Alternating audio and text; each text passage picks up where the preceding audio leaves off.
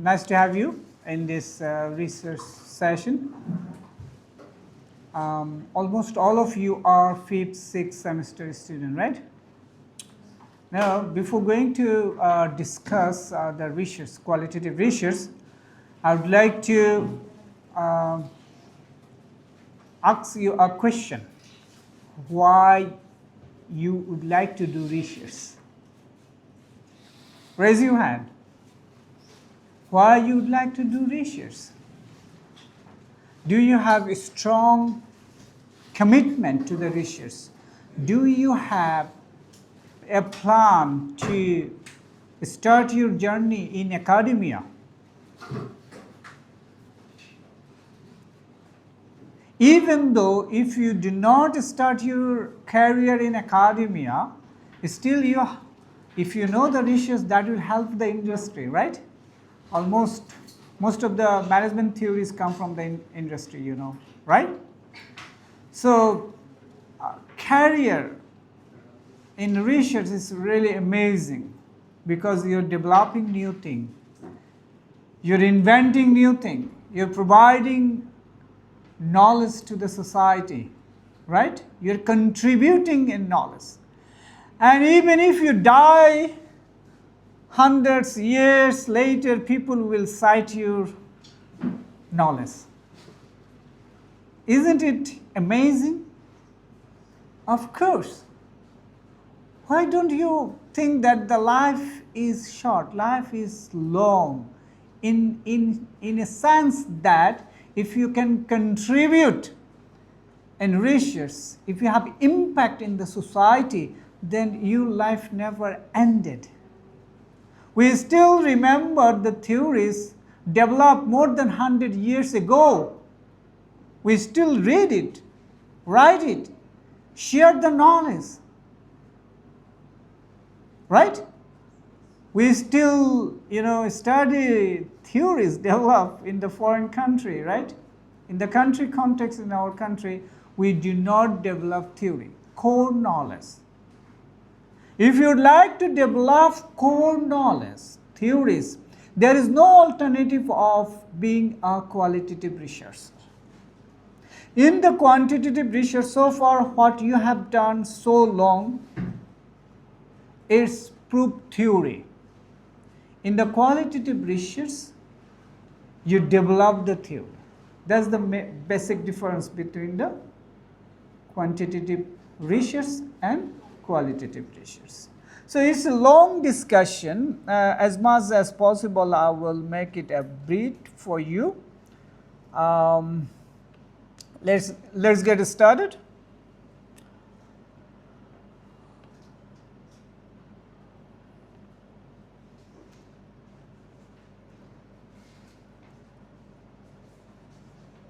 So this is me. The first thing, our research start with good research question. It's not coming? Hold on a second, just a second. I think we need to fix the projector. It will come. Hold on a second. Yes. Okay? It's now visible, right? So, see in the research process. So you have a query of a social phenomena, right? You have a good research question. And this research question you would like to prove or disprove. You would like to prove or disprove. You have a problem, social problem, big questions regarding our society, national, international, right? You'd like to investigate this problem, right? So that's the origin of your research. If there is no question, there is no research. If there is no problem, there is no research. Because we are diving into the deep to understand the problem through the research. Research is a systematic process. Research is a systematic process. We dive into the deep about the problem. So it starts with asking the question what the really problem is. Clear? So establish originality of the question via through literature review. Okay, you have a question. Now you need to look at whether other people already solved this question or not. Now Google it. It's easy. Early we went to the library to look at the literature, right? Nowadays you do not need to go to the library, right? Easily you Google your question. If anybody already solved this question or the problem that you are dealing with, so you need to change your research question. So a good original research question you will get from literature. Intensively you need to investigate whether your question is original or not. If already somebody else solved this problem, then you need to change your research question. Clear? Clear? Okay. Now, next what you need to do. This question will guide you whether you will do the qualitative and quantitative research. The research philosophy and the approach will guide you. So, as you are very early in your research, from now you need to understand the difference between qualitative research and quantitative research, and which actually either you would like to be in future, in long term, in future, whether you would like to build a theory or just you would like to know the generalization of a phenomena, general idea of a phenomena. What's your long-term goal? Decide now. Now, as a student, why the human resource department is so keen to provide research training? You will not even imagine that the contribution that HR department is doing, because if you have in your honors last year or the MBA stage or the MBA, if you have 1 or 2 articles, research article, you will get full funded PhD. How many people know that? If you can develop an article, you can publish an article at this moment, at this stage. I mean, after 1 year, 1.5 years, after 3 semesters, right? Most of you are 5th semester, 6th semester. You will get full funded PhD in foreign country. So it's not that easy to publish in Q1, Q2. Start now. Then after 1 year, you have an output. Okay? So even a researcher can earn 20 lakhs taka per month. If you talk about the earning, it's huge. You need to be, you must have a target on that. I'm encouraging a little bit about why you need to choose this career. So, and choosing career, whether you like to be a qualitative researcher or quantitative researcher, that's very important for you to decide now. Clear? Okay. It depends on the question you ask. That's what I'm saying. Okay? A philosophy will guide you. A philosophy guide you whether you will be qualitative researcher or quantitative researcher. Okay? So in philosophy, we talk about reality in philosophy. 3 views of reality and the ways of collecting data. We call them positivist, interpretative, and critical approach. And finally, after solving your research question, then a good research outcome as a dissertation or publication. This is your final output of the research. Okay, this is a simple process of research. Now, when we talk about the philosophy, then we a little bit we scared. Positivism, interpretivism. So don't worry about that. It's very simple. It's very simple. In philosophies, positivism meaning that there is a reality. Come on, why you are late? Come on, come on, come on, come on, come on. They are my students. That's why I'm a little bit angry because we are already past. Come on, sit down.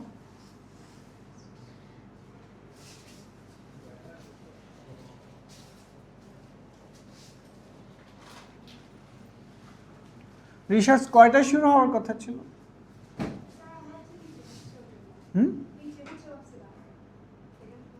Left, second floor. Okay, don't be late. Okay. So philosophies such as positivism meaning that objective reality. When there is something data are available, objective, then you prove this objective data, reality. You are testing the reality. And interpretivism, subjective reality. Social phenomena especially more of subjective, like behavioral things, subjectives. New phenomena, you do not have data, that's a subjective reality, right? When you start a very new phenomena, data are not available, can you do quantitative research? Data are not available. The phenomena is very new. The phenomena is very new. Can you do quantitative research? No, you cannot. So to identify and investigate what the reality is, so you need to go for interpretivism approach. Okay, that means qualitative approach. So knowledge of this approaches, I mean this approach is called inductive. In qualitative approach is called inductive approach. In philosophy it's called interpretivism. Two things, one is philosophy, one is approach. Clear? One is philosophy. So what is your philosophy? If anybody asks about your research philosophy, if you do qualitative research, you will say my research philosophy is interpretivism. Okay? You are interpreting something, right? This is qualitative. And what is your research approach? In qualitative research, your research approach is inductive, theory building. In positivism approach, positivism philosophies, your approach is deductive, meaning that you prove the theory. You prove the theory. Clear? Please raise your hand if you are confused. So philosophies in one hand, approaches another hand. Think about, you have philosophies, positivism, then you will do quantitative research. Clear? On the other hand, you have interpretivism, then approach is inductive. Write it down, note it down. Okay? So you can do both quantitative and qualitative, yes. Both method you can, that's called mixed method. That's called mixed method. In quantitative, you prove the hypothesis, right? In quantitative, you prove the hypothesis. But in qualitative, normally we do not prove any hypothesis. Okay. So this is an overall idea about quantitative and qualitative research. Again, now we are going down in deep. So in qualitative research is intended to approach the world as it is out there and to understand, describe, sometimes explain social phenomena from inside. We dive into insight. We would like to understand deep inside what is going on in our society. Clear? It facilitates the collection and analysis of thick, rich description, explanation, narratives, as well as emotion and feelings. So, by analyzing the experiences of individual and groups, so how can we analyze experience? Through interview or documents? By analyzing interactions, communications, group interviews, social media. We use group interviews for analyzing interactions and the communications. And sometimes analyze documents, laws, policies, film, media. For example, you show a film. How can you analyze the film? You show a document. So quantitative research will not help you. So if you extract data from document essay, think about how can you extract the data? So in quantitative approach you cannot. There is a qualitative approach. You can extract the information from the documents and the essay and the newspaper and the film. Making codes. We will talk about how to do the coding, okay, later. That's called QDA, qualitative data analysis. In qualitative data analysis, we transform data into findings. Very important thing. Sometimes people talk about, there is a misconception. No formula exists how you transform. Very important line. No formula exists for that transformation. Is there any guidelines? Yes. Yes, there is a guideline, but no recipe. That's the beauty of the qualitative research. It is very rigorous, very time consuming. At the same time, if you read the qualitative articles, you will see that scholars write their own way, analyze the phenomena in their own way. Okay? But it should be rigorous. Data validity and reliability must be there. Okay?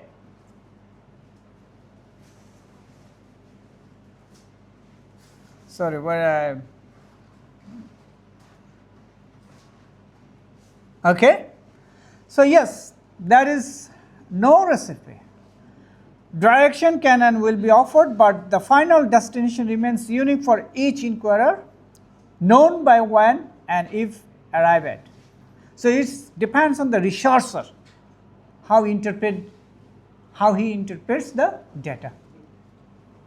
Clear? But in quantitative, you have very structured, formula or the strategy. You have the questionnaire, you have the data, you have the SPSS, a smart PLS, and you get the output. And with the the scale and the standard, how output is matching, accepting or rejecting. This is very structured. But in the qualitative, it's not that structured. It depends on the researcher how you interpret the data, and it should be very rigorous. The methodology should be clear. I will give you some example later on, because in banking and insurance department, I got 5 students as thesis. They have zero knowledge of the thesis. I mean research. They are under my supervision because the chairman sent to me. But Alhamdulillah, they are doing very good now. After long training, they are now getting shape. Last night at 11:30 p.m. last night, I conducted also online session. I see their improvement. So that's very good. So you need to have patience while you're doing qualitative research. So the thing which is very difficult, that thing also rewarding, right? Okay. So there is no single right way to analyze qualitative data. That's very important thing. Even the mainstay qualitative analytic approach, that is thematic analysis, we will talk about later on, has been conceptualized and is used in varying ways in an agreeably better understood as an umbrella term that captures a set of variety of different approaches to analyze. So the whole thing in simple way, so there is no single right way. There are lots of ways you can analyze that data. Clear? Positivist position, your research philosophy, assuming an objective social reality. You know the difference between objectivity and subjectivity, you know, right? Is there any confusion about what is objective, what is subjective? Can anyone raise your hand? Can anyone raise your hand, give an example, very simple example, what is, this is objective, this is subjective. We talked a lot about, you took the decision objectively, you took the decision subjectively. Sir, subjective means your preference for decision. Right. Or objective factually. Very good, very simple. Think about that, I have given you marks, right? And I am deciding that, oh yeah, based on the marks, he is number one, right? Based on the fact. That's called objective decision. He's number one because he got 90% marks. He's number one. That's called objective assessment. And without looking his marks, his appearance and other factors, I'm saying, oh, he is good. But on what basis? It depends on my analysis. He is good or bad, not based on the facts. Clear? Subjectivity and objectivity. Clear? Okay. So in positivist position is objective, meaning data. Meaning data. Assuming an objective social reality, researcher can stay outside of the testing ground. So you are outside of the testing ground, what data says, you are interpreting them.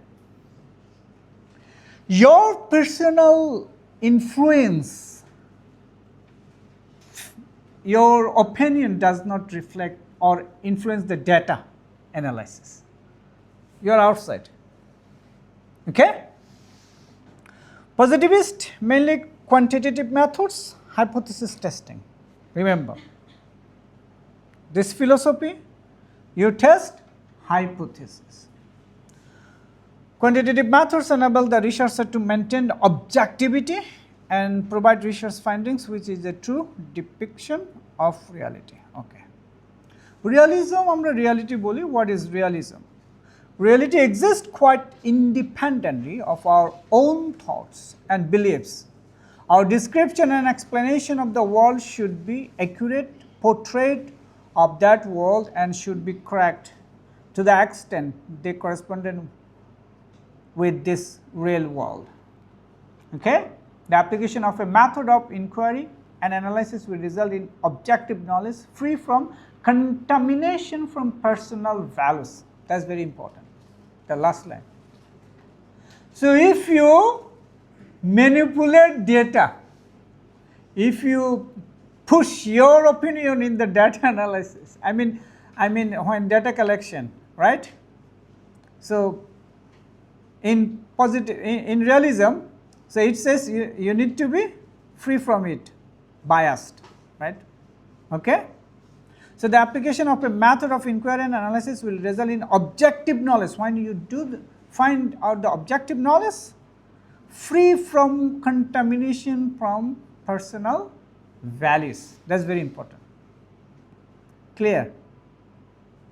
So sometimes researchers manipulate data. That means he is contaminating the data. Clear? You cannot do that because you would like to find objective data free from bias. So again, positivism concerns with observable reality, philosophical stance of natural scientists that lead to construction of generalizability is very important. In quantitative, you actually make a generalization of a phenomena. Make a generalization. Make a generalization of a phenomena. That's very important. So when you would like to make more deep insight into the data, then you need to go for qualitative. Quantitative will give you a general idea about the facts that you are doing. But when you deeply go into the variables one by one, then you need to deep dive into the variables. That's the qualitative research will help you. Clear? The strict focus of positivism is to get pure data, avoiding any influence of human bias. That's what I'm saying in quantitative. In interpretivism, as we are dealing with qualitative data, so we are interested more on interpretivism as our research philosophy. Clear? In the interpretivism, research deals with the variables in depth. That's what I'm saying.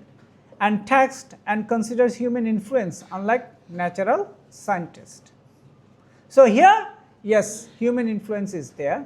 It also considers different social realities like cultures and circumstances and their differences and how this impact in research. So when you collect quantitative data, you make the questionnaire, Likert scale is there, right? And you send questionnaire online or offline, they say yes, no, very good, right? Strongly agree, disagree, right? But you are not considering its cultural aspects, surroundings, how the respondent is responding, what is reality, what is impression, feelings. Do we consider those things in quantitative research? No. We just focus on the data. But in qualitative research, you need to consider this reality. In what settings, what cultural context he is talking. You are observing. Clear? So that's the beauty of qualitative research, right? You are considering his social, cultural, personal issues also while collecting data. Clear? Another one is constructivism. The social world is made of socially constructed realities and we can know the world through the medium of our construct ideas. Right? The ideas, the variables, the construct. Through this we know our world. The task of the social scientist is to uncover the process of social construct. We uncover, we investigate what the construct in the society to understand how the social world is given meaning to and interpreted. Okay. Already we talked about research approach. We are moving.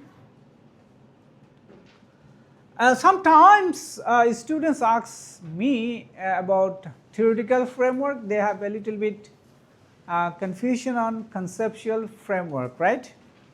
So that's why I brought this issue also here. So in theoretical framework represent context of studies which are based on particular theories, testing them or explaining them, or models based studies in psychology. Whereas conceptual framework is comparatively broad term representing context of the concept, that is studies is based on explaining how and in what sense these terms have been used in particular study. Okay? In general, conceptual framework is used more often with qualitative research, whilst theoretical framework is often used with quantitative research. Another thing, in theoretical, make it easy. In theoretical framework, you based on a theory. And based on this theory, you provided your framework, right? On the other hand, in conceptual framework, you develop a concept. You develop a concept. Of course, you can take help from the theories. The concept, that the framework you develop is your, but you can take also from the theories. But when you develop the theoretical framework, definitely it must be based on the theories, right? So it probably correct, the conceptual framework are used more in qualitative. So when you develop a conceptual framework, think about that, the research that I did, circular economy. So there is no established theory in this field because the field is very new. The research that I did for my PhD is very new. What was the topic? Circular economy, recycling, upcycling, these are the things. Circular economy. So the already recycling, we know that is a very old phenomena, but considering the environment, recycling is really new phenomena. Okay, MacArthur Foundation 2009 in England, they popularized this concept, circular economy. The economy that we are now going on, that's called linear economy. We take the raw materials from the environment, we produce the produce, and after production we dispose, right? Wastage, right? But circular economy says this wastage we can go for recycling, and again production process we can bring it, right? So, but you need to consider the environment. So there will be no environmental degradation. So so circular economy is a revolutionary concept for the world, and there is no established theory, not yet, very new. And the big universities like Harvard, Cambridge, and other universities, they are developing the syllabus now, very, very early stage of the circular economy research in the world. So as they are developing there is no established theories. So at this stage, so what you can develop? You develop different conceptual framework. Based on this conceptual framework, maybe one day the theory will be established.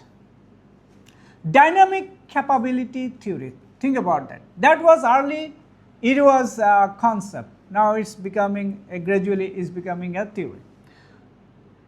Developing a theory is, it takes long time. I will talk later on, okay? So conceptual frameworks are used more in qualitative research because of the often explanatory nature of this research. However, researchers also use theories in qualitative work. That's what I am saying. You can also use theories to develop your own conceptual model. Conceptual frameworks allows ideas to be tiered. For example, I synthesize the theory of plant behavior and the risk theory to create a conceptual framework for my study. So you can combine two theories, developing your own concept. Okay? So how does it look like? Theory of plant behavior, you see?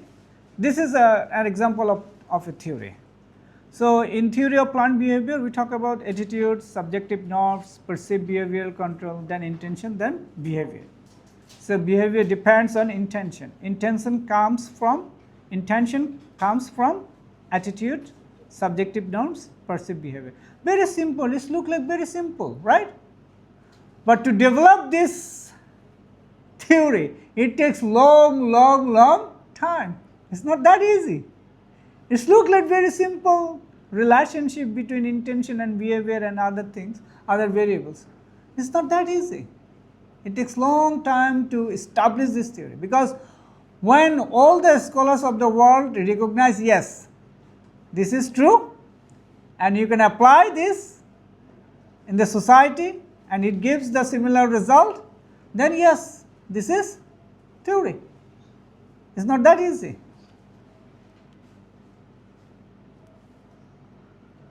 Okay. The researcher is independent of the reality. Okay. Now look at the picture. Limitation of the reality. So as we talk about, we are independent of the reality. So reality is sometimes confusing. Now tell me, is it a rabbit or duck? Raise your hand. How many of you think it's a rabbit? 1, 2, 3, 4, 5 says it's a rabbit. How many of you think it's a duck? Most of you see, duck. That's the limitation of the reality, social phenomena. Somebody will say this is. Huh? Yeah, the way you interpret, you need to interpret and establish that this is drug. That's the reality of social phenomena. It depends. It is written ducks. Huh? Nah. So there is also Just contrary. replacing, change the picture opposite duck, deep sea there. It's your explanation. It's your way of thinking. It's your way of interpreting a phenomena. So I am focusing on the left. Now it's written duck. Sir, there is rabbit. Yes. Can you Yes, yes. Little rabbit or duck is written. rabbit, elephant, rabbit? Yes, rabbit. Rabbit or duck? Yeah, that's what I'm saying. That's the beauty of the social phenomena research in qualitative research. The way that you are interpreting, yes, you need to establish why you think this is duck. And other people say it's rabbit. No, because this is the reason. Right? So your interpretation methodology should be rigorous, and then a scholar will accept, yes, this is duck or rabbit, the way you interpret, right? Okay. The researcher himself is an actor in social phenomena, right? So both what you see and what you interpret, you are actively participating, right? Okay, I'm not going this slide. Already interpretism we talk about. So what is data in qualitative research? So in quantitative research, fill up the strongly agree, disagree. You got the data. You put the SPSS or Excel, then you got the data, right? But a little bit different in the qualitative data, right? Understanding social process involves getting inside the world of those generating it, right? Understanding the social process. How can you understand social process? How can you understand the social process? There are many ways you understand the social process. That's now at this stage I would like to bring you types of understanding the qualitative research. Close this door. Qualitative research understanding. So at this stage I would like to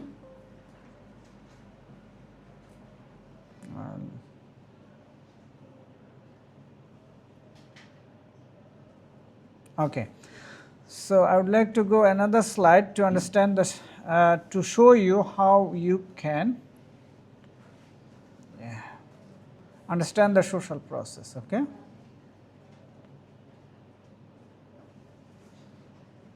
Yeah, types of qualitative research, okay?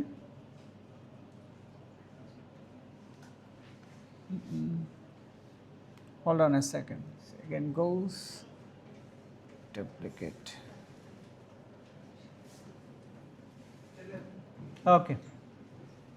So how you can understand this social process? That means types of methodology, understanding the social process, the qualitative research methodologies.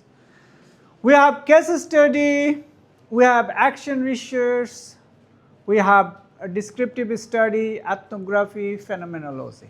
Okay, there are many ways you can understand the social process. Okay, so it may be narrative, phenomenology, grounded theory approach, action research, case study, ethnography, historical research, content analysis. There is many ways you understand the reality. Okay? Sir, among these 4, 5, which one you are following, please? My one is narrative one. I explained the phenomena. My research when I did. Okay? Interpretivism. Inductive approach I follow. Narrative research.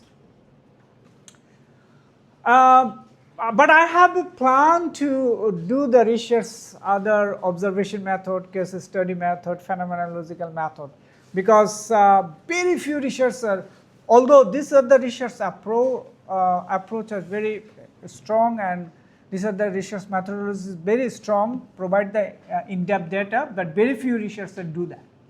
So I have a plan, inshallah, in future that I will do that.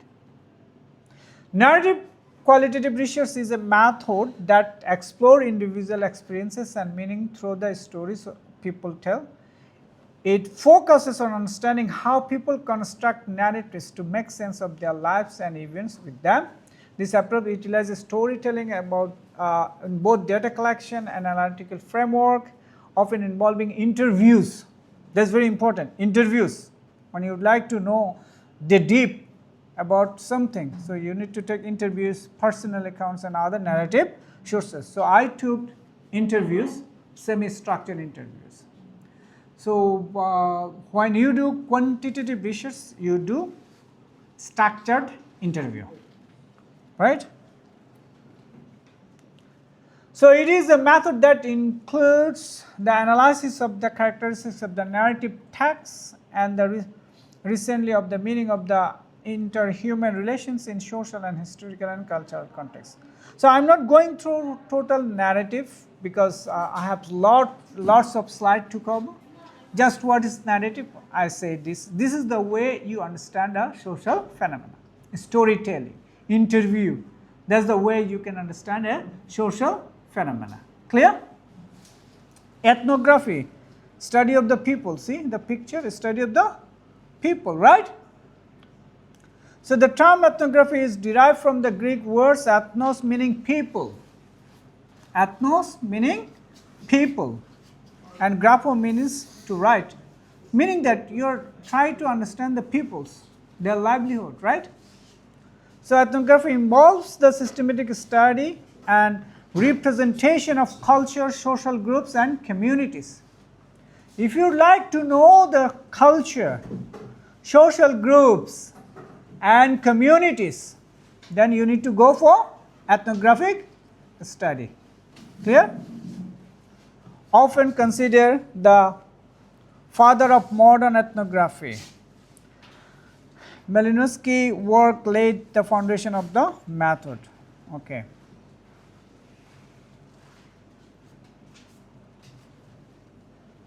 I'm just skipping details on ethnography. So because this not, I have to cover a lot of slides. So later on, you can find this.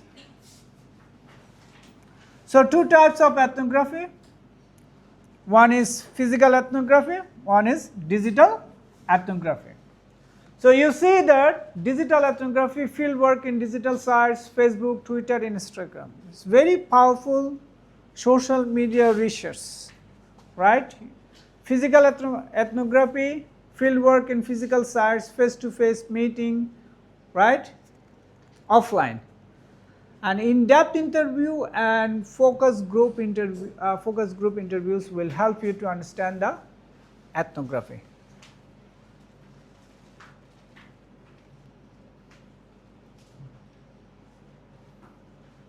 Okay, I'm just skipping some of the slides that are not agenda for today because In qualitative research, the techniques in in-depth interview, focus group discussion, and participatory rural appraisal are commonly used to gather rich, detailed insight into people's experience, perception, and social context. Each method serves distinct purpose and is selected based on research objective. Whether you will go for in-depth interview, focus group, it depends on the purposes that how can you identify and collect the data, okay? So, a lot of long research. Focus group I details provided the focus group. I am skipping this. Just I am looking at different methodology that you can follow, right? So, phenomenological approach, what does it mean? Phenomena. You have a phenomena, and you the people or the world view what the people think about this phenomena. Phenomenological process developing a shared understanding. So, in the middle, this is phenomena. How you share your understanding on this phenomena, how you share your information and your opinion regarding this phenomena. Okay? In phenomenological research has its roots to broader philosophical movement of phenomenology which originated in the early 20th century. Phenomenology is a philosophical approach that focuses on the study of conscious experience, emphasizing